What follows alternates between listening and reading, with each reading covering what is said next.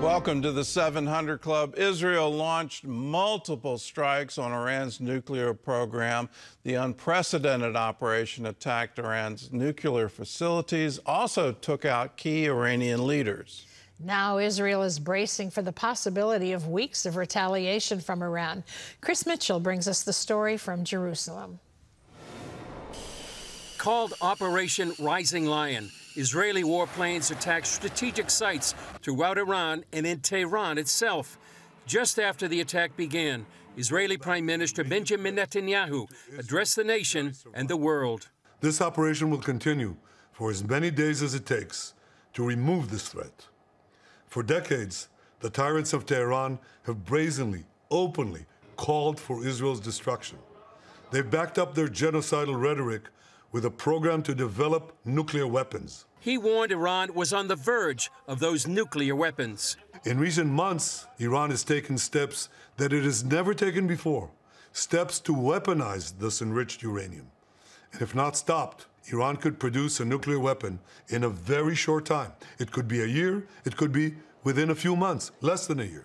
This is a clear and present danger to Israel's very survival. President Trump had given Iran 2 months, 60 days to negotiate an end to its nuclear program. That deadline passed Thursday, and Israel attacked on day 61. U.S. Secretary of State Marco Rubio announced the U.S. is not taking part directly in the attack. Trump posting on Truth Social, "We remain committed to a diplomatic resolution to the Iran nuclear issue," adding that Iran first must completely give up hopes of obtaining a nuclear weapon. The IDF announced its warplanes hit targets throughout Iran. Online videos out of Iran showed the aftermath of the explosions at nuclear sites like Natanz, Isfahan, and others. The IDF also announced it eliminated senior Iranian leaders, including Armed Forces Commander Mohammad Bagheri, Revolutionary Guard Commander Hussein Salami, and Air Defense Commander Ghulam Ali Rashid. The IDF and Mossad also eliminated several key nuclear scientists. Iran's Supreme Leader Ayatollah Khamenei warned that Israel would face severe punishment for the strikes, and Iran launched hundreds of drones in retaliation. But the IDF announced most of them were destroyed. Iranian-born global terrorism expert Dr. Amir Hamidi told CBN News what he's hearing from inside Iran. Many Iranians, especially major cities, may be silent in public, but privately there is a sense of quiet relief. A growing portion of society blames the regime for dragging Iran toward war and international isolations through secrecy of nuclear ambitions. Hamidi said many Iranians hope this could be the beginning of the end of the regime. They're saying you are out of time. Your weapons are compromised, your secrets are exposed, and your collapse has begun. The time is ticking, and see what happens. Everybody's hoping which it will be end of this nightmare and will be end of this tyranny of the Islamic Republic. On Thursday, before Operation Rising Lion began, Prime Minister Netanyahu prayed at the Kotel and placed a note in the Western Wall. It read from Numbers chapter 23, "He shall rise like a lion and lift himself like a lioness." Netanyahu ended his message quoting Moses. Over 3,000 years ago, Moses gave the people of Israel a message that has steeled their resolve ever since. "Be strong and courageous," he said. Today, our strong and courageous soldiers and people stand together to defend ourselves against those who seek our destruction. And by defending ourselves, we defend many others, and we roll back a murderous tyranny. Well, joining us now is the Israeli ambassador to the United Nations, Denon. Ambassador, welcome back to the 700 Club. Thank you for having me again. Let's talk about the UN. Are you anticipating any kind of UN response today or in the coming days? Absolutely. We expect to have a Security Council special session. Probably it will be today in the afternoon, 3 p.m. New York time. And we're going to hear, many countries condemning Israel again. And I would ask them, Gordon, What have you done in the last decades about Iran, about the threats coming from Iran? Words will not stop Iran. Our actions, that's what will stop them. I do find it curious that the UN would condemn Israel and not condemn what Iran has clearly done for decades. They're the largest state sponsor of terrorism in the world. And it just seems amazing to me that you would be condemned. The goal seems to be not just taking out the nuclear facilities, but actually facilitating removing the government of Iran. Prime Minister Netanyahu said that. Do you have any comment on that? What's the sort of the day after plan? Well, we know that the people in Iran are suffering, and we have nothing against them. On the contrary, we know that they are suffering under the regime. They are very poor, miserable. All the funds are going to the proxies to provide support to radical elements in the Middle East instead of building infrastructure in Iran. But the goals of the operation are to attack the nuclear facilities and the ballistic missile infrastructure. And that's a very important point, Gordon, because we all speak about the nuclear capabilities. But Iran tried to build an industry of ballistic missiles and to get to the numbers of the US and Russia in terms of the quantity and the quality of those ballistic missiles. Well, it seems to me that there was definitely a nuclear threat, but just the state itself, the government itself, was an existential threat to Israel. They kept claiming that they wanted to wipe Israel off the map. Are you able to comment at all about the operational side of this? There are published reports that Mossad actually had weapons within Iran that were used last night. Well, first, Gordon, you just need to look at the map and to realize how complicated the operation is. It takes hours for our pilots to get there, refueling capabilities, and we had more than 200 aircrafts targeting multiple targets in Iran, and Iran is a big country, so it is a very sophisticated task and challenge. But we are determined. We are determined to finish the job, not to allow Iran to have those capabilities. We know it's going to be hard. We know that they will retaliate. We prepared the people in Israel, the home front, to be ready for that. But we are willing to pay that price in order that the future generations can prevail and live in Israel.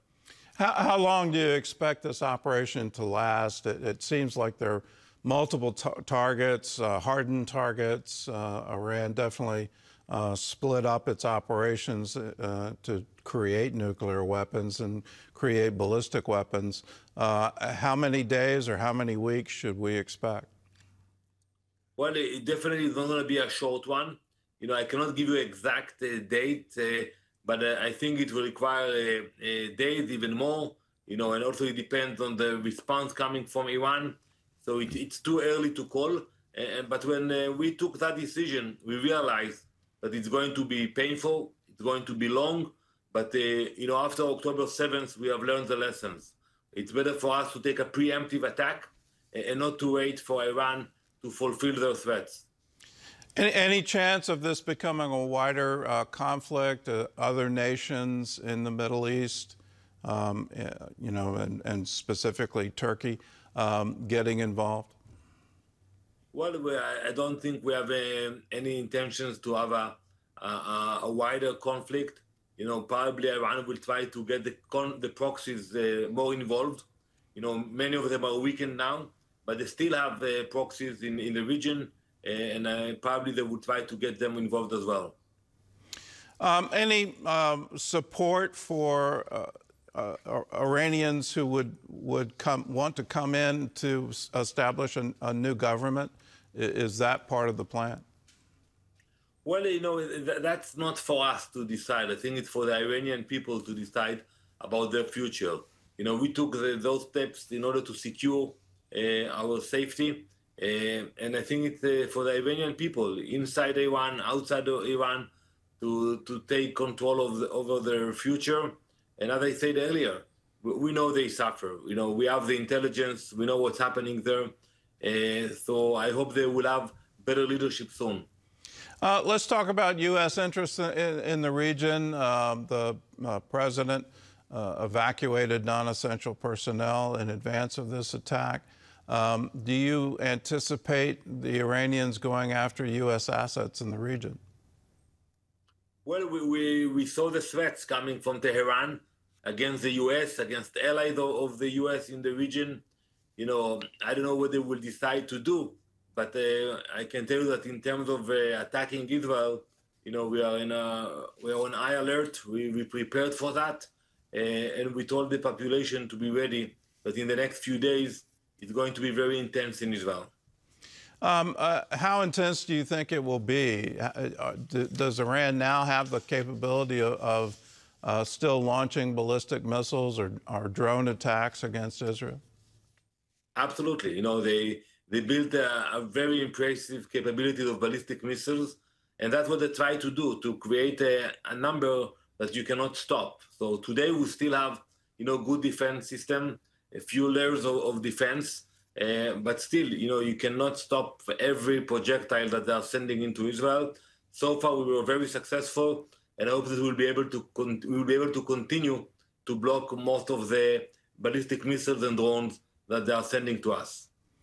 It's my view that the world should be thanking Israel for this, that a nuclear-armed Iran would be terrifying, that not just Tel Aviv at risk, Europe at risk, but I even think with their ballistic missile capability that they would launch attacks against the United States. So whether the world thanks you or not, I do, and I hope that Christians around the world understand just how important this action is. So we stand with Israel, we stand with you, and may you be strong and courageous in this battle. Thank you, Gordon. Thank you for your prayers, for your support. You know, we are in the front line, and as you said, we are fighting this war for the entire free civilizations. Well, Ambassador Denon, thank you so much for being with us. Thank you. Well, let's go now to Jerusalem, where Chris Mitchell is standing by with a report of what's it like on the ground there. Chris, we were anticipating with sirens and everything through the night here in the U.S. that there would be some kind of massive retaliation, and so far that doesn't seem to be the case. What's it like on the ground in Jerusalem? Well, it started early this morning, Gordon. I was awoken about 4:30 in the morning. Others a little earlier, about 3 o'clock, when the news of the attack happened. There were sirens here telling people to seek safety. But right now, they've kind of called those sirens off for the time being. A lot of people were going to the grocery stores and preparing. But there were about 100 drones apparently shot by Iran, but most of them have been eliminated even before they got to the Israeli border. So right now, it's quiet. We know that Iran tried twice last year, sending about 300 projectiles each time. Most of them were shot down. So at least right now, Gordon, things are fairly quiet here in Jerusalem. Are the bans on public gatherings still in place? Or is, you know, I would assume people are not going to work and you know, sheltering in place or using bomb shelters? Well, no one went to work today officially, and then the schools were obviously closed as well. But this has been something that people have been preparing for a long time. You know, Gordon, this whole nuclear program by Iran started back in August of 2002. And so we've been reporting on this for more than 20 years. You can remember the Stuxnet back around 2010 and 2012, damaging many of the centrifuges, and then the 2015 JCPOA 10 years ago. That didn't stop Iran. And now we see on 2023, this is really a watershed moment, Gordon, I think, not only for personally Benjamin Netanyahu, who's been warning about Iran's nuclear program for most of his adult life, but I think also for Israel, the Middle East. This is really a watershed moment in world history to actually take care of this major existential threat to the Jewish people and the state of Israel. Well, in your opinion, why has the world been so quiet on this? It just seems to be amazing to me that it's like the Iranians have been slow rolling the peace process for that 20-year period, all in an attempt to change the game forever by acquiring a nuclear weapon. And particularly in the current negotiations, where you have the President of the United States saying you have to come to peace. There can be no world where Iran has a nuclear weapon. In the same time, they're saying, well, we'll negotiate on this. They're buying the centrifuges that will ultimately give them that weapon. It just seems to be amazing to me that people aren't pounding the table, that the Iranians are lying in the negotiations and have no intent of giving up their nuclear ambition. Why do you think that is? Well, it seems like there's a willful blindness to it. Well, or slumber. It's as if the West was slumbering while Iran was on its way to a nuclear weapon. While Europe slept, I think is the title that comes to mind before World War II, and people didn't wake up to Adolf Hitler and his rise to power. Winston Churchill was the leader at that time that really was crying out in the wilderness, warning about that. And Benjamin Netanyahu has been crying out in the wilderness for many years, and yet much of the West really wasn't heeding his warnings. But now I think, just as it happened in 1981, when Israel attacked the Osirak reactor by Saddam Hussein, they condemned Israel at the time, but thanked Israel later when they realized what would have happened if Saddam Hussein had a nuclear weapon. Same thing in 2007. They took out a nuclear reactor by Bashar Assad. So I think Israel, as you said, I think the world owes Israel thanks for taking care of this. And it's an ongoing operation, Gordon. It will take days. These attacks are going on as we speak. And talking to some Israeli analysts about this, this was an epic attack. It was incredible intelligence, precise intelligence, extraordinary coordination and execution on the ground, in the air. You mentioned the Mossad agents on the ground. They had smuggled these weapons in weeks or maybe if not months before the operation. We're talking about sorties going 900 or 1,000 miles. This was just a historic moment in military history and certainly the history of the Middle East. For the Mossad agents within Iran, what were their principal targets? Was it we want to take out the leadership on the military, or was it we want to take out the air defense systems, or was it both? I think it was both. I mean, they were pre-positioned to target air defenses for sure, but then they eliminated a host of Iranian senior officials. We mentioned 3 in our report, but there was a whole list of senior officials both in the Iranian army and the IRGC that were eliminated. The entire command of the Iranian army and the Revolutionary Guard Corps. This is just unprecedented. It reminds some people of what happened with Hezbollah and the elimination of Hassan Nasrallah. But this is on like a much bigger scale than those beepers. This is really amazing what they've did. So the Mossad was on the ground. They actually just recently, in the last few minutes, released footage of Mossad agents inside Iran. That's unprecedented, but that's what they were doing on the ground. The air defenses, and certainly many of these senior leaders who were actually in bed at home, many of them, and some of these missiles went into just specific rooms and buildings. Unprecedented intelligence. Well, it's definitely on a level much higher than the beepers, and they actually revealed that when they went after a Hamas leader in sort of the same kind of attack, right to the bedroom, and so I think the Iranians should have known that they had the capability. It just they seem to be blind to it too. Let's turn to the U.S. reaction, and first we have the Secretary of State saying the U.S. is not participating in the attack, but will participate in the defense of Israel. And then you have the president coming out and saying he still believes in the peace process, and he's still looking for Iran to come to the negotiations this weekend and cut a deal where they'll agree not to develop a weapon. What's the reaction to either event in Jerusalem? Well, I think I think people are taking a little bit tongue-in-cheek that President Trump is saying that they'll come to the negotiating table on Sunday.